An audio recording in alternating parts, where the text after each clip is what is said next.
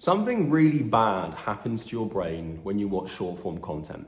And no, I'm not talking about your attention span and your ability to focus. It doesn't take a genius to figure out that scrolling through 5 to 10 second videos is gonna scramble your brain and make it so that you're unable to focus on anything that's longer than 5 to 10 seconds.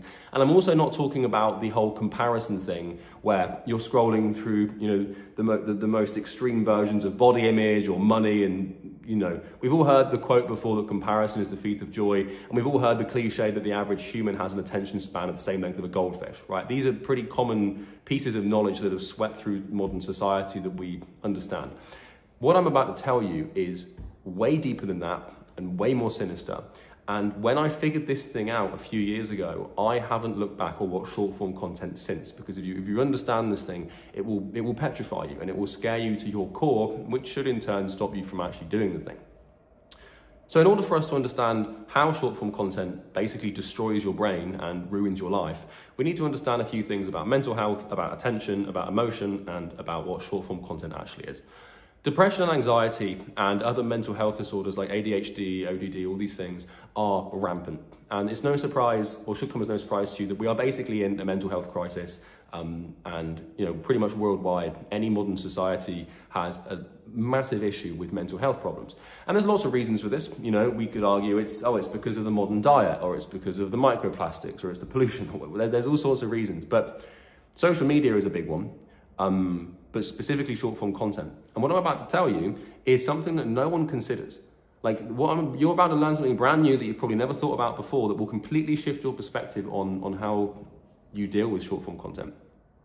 So what is attention? And what is short form content? Well, short form content is basically a short video that you're well aware of. And at first principle, what it basically is a collection of frames strung together that elapse before your eyes. And it basically is like a component of reality, of something that's happened in the past, captured on video that you see. And when you watch short form content, when you watch these little frames that have been put together and you scroll through them, and you scroll through these pixels, what happens is you only watch content that goes viral. And so 99% of the short form videos that you see in your feed, whether this is on Instagram, YouTube, or TikTok, or wherever else people watch short form content these days, you're seeing viral content. And what you need to understand is that in order for something to go viral, it has to produce an emotion. And so what this means is that the bulk majority of short form videos that you see invoke an emotional response in you, because our emotions dictate our attention. And the reason that short form content is so damn addictive, and the reason why you can just scroll for hours and hours and hours without even noticing the time's going by, there's probably not much else on the planet that you can do for hours and hours and hours without noticing time's going by. Bloody hell, try and just sit and watch a movie for 2.5 hours. You can't. You're just checking your phone or trying to do things or eat snacks. It's very hard. But for some reason, Instagram Reels or TikTok, whatever, you can scroll through that thing. And it's incredibly addictive. And the reason is because what it does is it invokes emotion. Now, our emotions, by their very nature, dictate our attentive mechanism. In other words, they determine where our focus and attention goes, where our eyeballs, our ears, and where our sensory mechanisms, what they lock onto. And this is really dangerous. And here's the rub. Because in order for a piece of short form content to go viral, it has to invoke an emotion. Because what is virality? What does viral mean? Well, it means that it's captured the attention of lots of people. And it's important to understand that where your attention goes is where your emotion lies. And if something makes you feel something, then you're likely to pay attention to it. And that's the whole point. And here's the kicker. When you scroll through short form content, you think you're scrolling through videos and these videos. What you're scrolling through is emotions. And every time that you pull that lever, every time that little, that refresh, or every time you scroll up that slot machine mechanism, you're invoking a brand new emotion. And so think about this with me for a second here, because, 1 minute you're watching a video of some child's birthday and then he gets his head put in the cake and it's funny. And then the next video is it's some political, thing that just rage baits you and makes you a little bit angry. And then you're scrolling through something about a kid that got over cancer and you feel happy or a little bit inspired. And then you're watching some dude drive a Ferrari and you feel a bit jealous. Whether it's sadness, anger, anxiety, depression, focus, inspiration, motivation, determination, like loneliness, grief, joy. There's dozens and dozens and dozens of emotions that your brain has the ability to produce. And when you watch a piece of viral short form content, it will almost always trigger an emotion. And that's why you pay so much attention to these things. And that's why it's so damn addictive, because your brain, it likes to produce emotion, because what emotion does is it informs action. By its nature, it's called emotion. Motion is Latin for movement, right? And so what emotions do is they create impulse for us to address things in our environment. And so, you know, for example, if someone close to you dies and passes away, you're going to receive that information from your sensory environment through your five senses, and you're going to register that happening on an emotional level, and it's going to produce grief or sadness or, you know, some anxiety or some depression, right? And that's perfectly healthy and normal. But the problem is with short form content is it's emotional spectacle gone mad, because what you're doing is you're scrolling through all this stuff and you're basically scrolling through emotional states. If you really think about it, that first principle, that is why you are sat here, like on your bed like this, just scrolling and scrolling. You're scrolling through emotions, and it's incredibly addictive and it feels great to do this. But the problem with this is it completely fucks your brain. And it fucks your emotional intelligence, your EQ, your emotional quotient, which is the measurement of your emotional intelligence. This was defined by Daniel Goleman. He kind of wrote the book on emotional intelligence.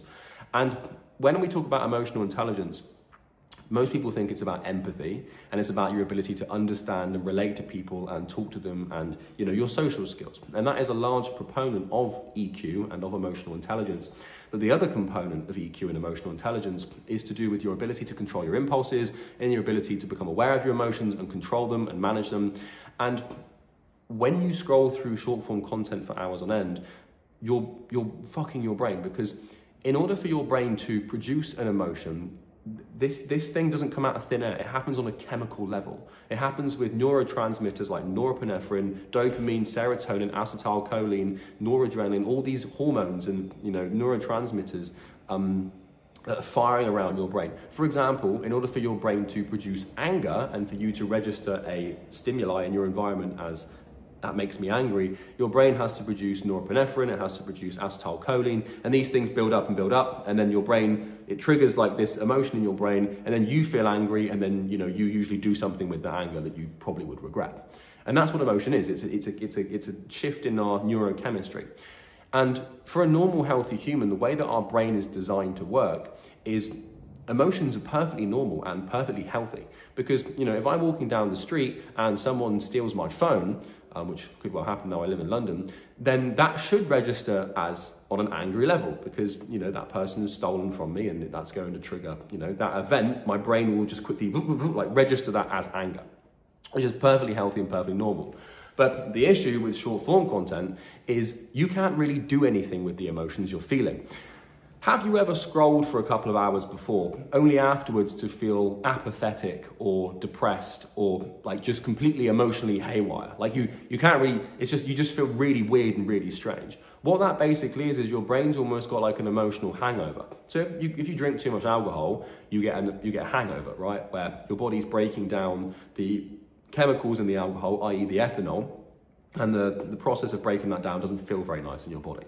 Your brain has to do the same thing when you overstimulate it with too much emotion.